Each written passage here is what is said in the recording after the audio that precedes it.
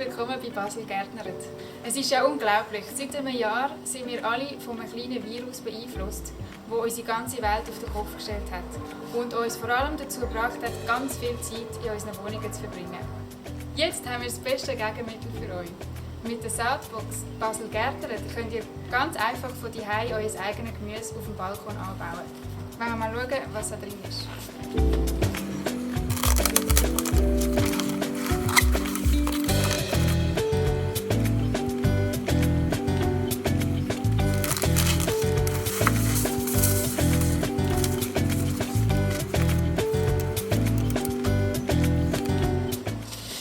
In unserer Saatgutbox hat es 3 Typen von Saatgut. Einmal für Radiesli, essbare Blüten und Erbsen. Alle 3 sind sehr gut geeignet für auf dem Balkon, das heisst, ihr braucht nicht Platz im Garten. Und sie können alle ab jetzt, also ab dem März, schon angesät werden. Wir säen heute gemeinsam die Radiesli an. In einem anderen Video zeige ich dann euch, wie man die Erbsen ansät und ganz am Schluss auch noch die essbaren Blüten. Ihr könnt also dabei bleiben, auf unserem Kanal seht ihr Anleitungen zu allen 3 Saatgut. Dann habt ihr 3 so Stäbchen mitbekommen. Die sind dafür da, dass ihr könnt euer Saatgut anschreiben könnt, damit ihr auch noch wisst, was ihr wo angesät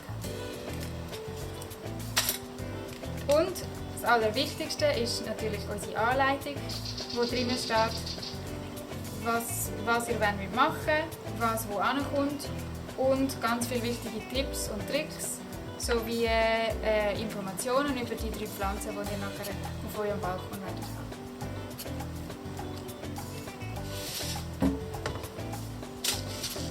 Heute säen wir zusammen Radiesli an.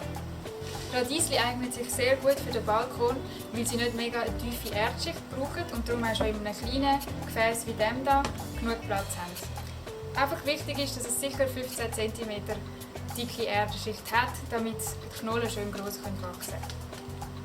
Zudem sind Radiesli auch sehr toll, weil man sie eigentlich fast das ganze Jahr ansäen kann. Das geht von Februar bis Ende August. Wir haben die Erfahrung gemacht, dass es vor allem richtig gute Knollen gibt, wenn man sie früh ansät. Also am besten gerade jetzt loslegen. Zum Ansäen brauchen wir natürlich zuerst Erde in unserem Topf.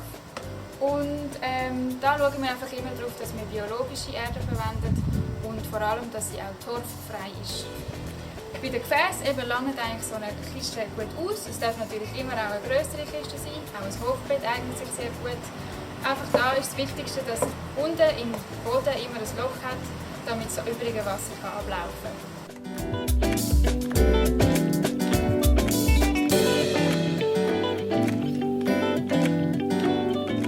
Falls ihr noch Erde vor euch habt von letztem Jahr auf eurem Balkon, könnt ihr auch gut die verwenden. Radiesli sind nicht so heikel, was den Nährstoffgehalt angeht. Das heisst, man kann gut neue Erde mit ein bisschen alter Erde mischen und einfach schauen, dass sie schön locker ist.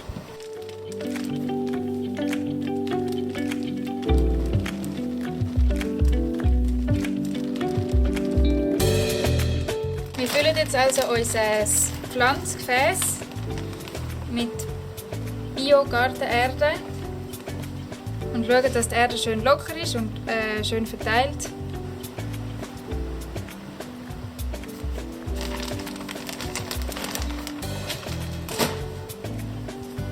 Dass die Radiesli schöne grosse Knollen machen, brauchen sie einzeln genug Platz. Am einfachsten geht das, indem man am Anfang schon sich überlegt, in was für einem Abstand man die Sämli einsetzt, weil dann kann die Knolle schön gross wachsen. Wir machen hier einfach ein Raster mit einem Abstand von ungefähr 4 cm. Mit dem Finger kann man einfach Löcher in die Erde reindrücken, dann weiss man schon, wo nachher die Sämli ankommen.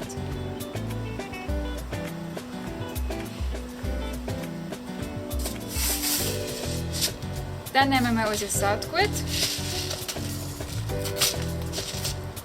In unserer Radiesli-Packung ist eine Mischung von verschiedenen farbigen Radiesli drin. Das heisst, es gibt auch weisse, lange, kleine, rote, halb rot, halb weisse. Es ist eine Überraschung, was rauskommt.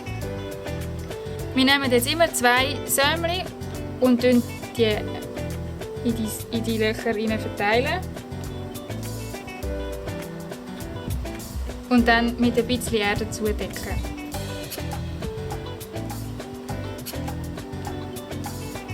Man tut die Erde nur leicht andrücken, einfach so, dass alles an seinem Ort ist, aber dass der Samen noch gut wachsen kann.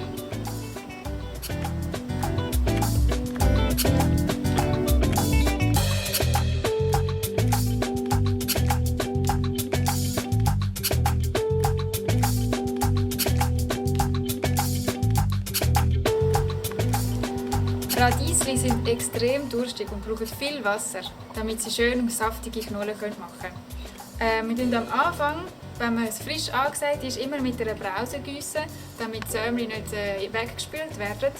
Wenn du keine Brause hast, ist das kein Problem. Du kannst dir einfach mit einer normalen PET-Flasche und einer Büroklammer und einem Feuerzeug so eine Brause selber machen. Die Anleitung für die DIY-Giessflasche findet ihr auf unserer Website.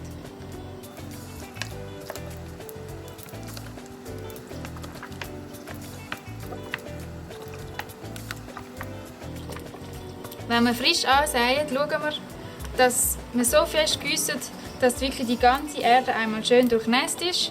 Also gerne wirklich so lange gießen, bis das Wasser wieder unten rausläuft. Nachher, je nach Temperatur, gießen wir jeden zweiten Tag oder manchmal, also in dieser Jahreszeit lange vielleicht auch noch zweimal in der Woche.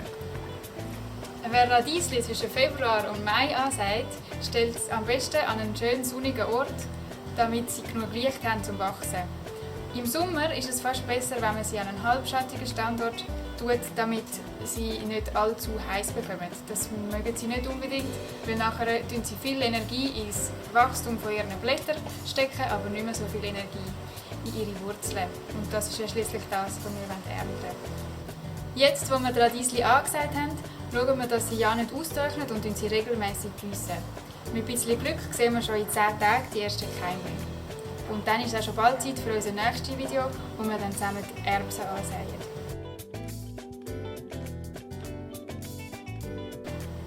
Hat auch dich jetzt Freude am Gärtnern gepackt? Dann besorgt ihr unsere Saatbox Basel Gärtnert und macht mit.